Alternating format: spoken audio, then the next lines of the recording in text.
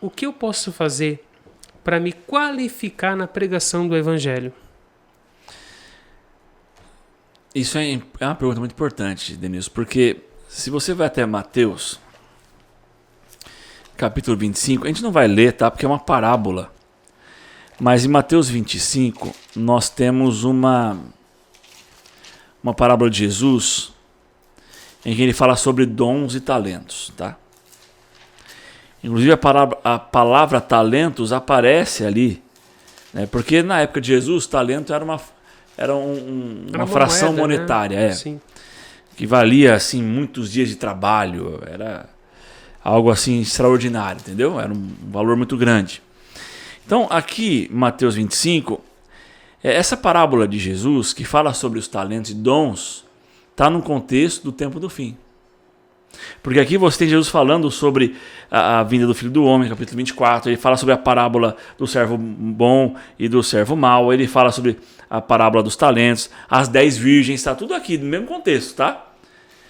E eu fico pensando, por que essa parábola que fala sobre talentos está lá no meio de parábola que fala sobre preparação, sobre a volta de Jesus? Sabe por que está lá? Porque Jesus está falando sobre a importância da gente usar nossos dons e talentos na pregação do Evangelho nos últimos dias. Nos nossos dias. Porque eu creio, Denilson, que ele está voltando. Eu creio que em breve ele voltará. E vai colocar um ponto final no pecado, na dor, na maldade. Mas enquanto ele não vem, nós temos que trabalhar para Jesus. E como é que a gente trabalha para Jesus? Como a gente prega o Evangelho? A gente tem que usar nossos dons e talentos. O dom da comunicação. Nem todo mundo tem o dom de criar um podcast. Queria elaborar perguntas, bater um papo, como a gente está fazendo aqui. Isso é um dom. Então, usar esse dom, esse talento, é você usar isso na pregação do Evangelho, é você estar dedicando os seus talentos. Porque nessa parábola, 3 servos recebem talentos. Um recebe 5, né?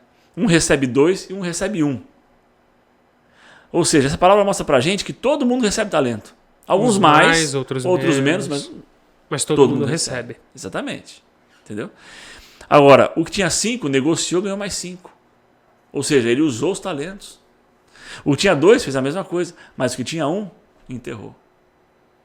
Aí quando o senhor chega de volta, né, ele sai de viagem, dá esses talentos. Quando ele volta de viagem, ele fala: e aí, cadê meus talentos? Para você que ganhou 5 aí, cadê meus talentos? Ó, senhor, eu fui lá, negociei, está aqui mais 5 para o senhor. O que ele fala? Muito bem, servo bom e fiel. Foi fiel no pouco e sobre o muito te colocarei. E assim, a mesma sentença para o que ganhou 2 talentos, mas o que ganhou 1 talento e enterrou, ele fala o seguinte: olha, você é um servo mau e negligente. Mau e negligente. E qual é o destino dele? A Bíblia diz aqui que o Senhor fala para os servos tirarem as coisas dele e jogar ele nas trevas, onde haverá choro e ranger de dente. Então essa parábola ela é muito forte, Denilson. Porque aqui, Deus está dizendo o seguinte: usem o dom que eu dei para vocês. Usem na pregação, multipliquem, criem frutos. Porque quando Jesus voltar, vai ter uma prestação de contas, entendeu? Sim. E o que você fez? Ele vai cobrar tudo. E o que você fez com os dons, talentos, com a oportunidade que eu te dei de pregar o Evangelho? O que você fez? E aí, meu amigo, o destino daquele que enterrou talento, ele é o mesmo destino.